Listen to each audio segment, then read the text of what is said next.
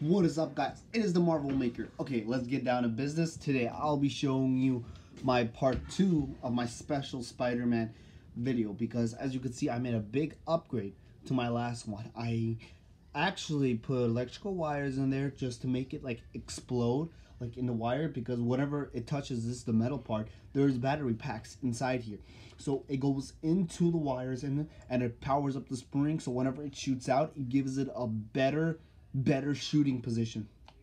But I'm still using the same thing, and I upgraded the floss thing into a needle thing, like the needle. Okay, as you could see, I changed. As you could see, there's no stuff sticking out because I gave it a big upgrade. See, everything's in here. I shoot it and boom. So how do you guys like this? It's a big upgrade to me because I'm trying to duplicate the Spider-Man Homecoming original one. So hey, this is how the Marvel Maker, and this is actually one of my best ones because this is a one-of-a-kind masterpiece I've been working on lately.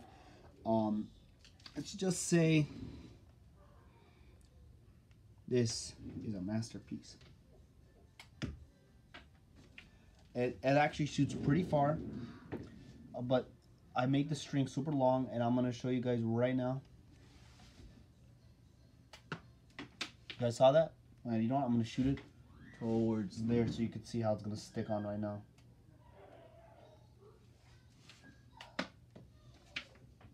Wait, just give me a sec.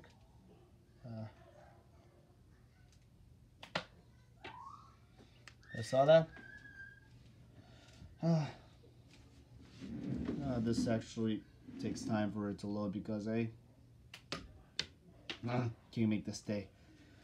So you see, needle, thread, upgrade. You're gonna see in a bigger upgrade in my part 3. Let's just say I'm gonna hit 2 blasters, so it could actually do it. So make sure you guys like and subscribe, and the Marvel Maker is out, and I wish you guys a happy new year.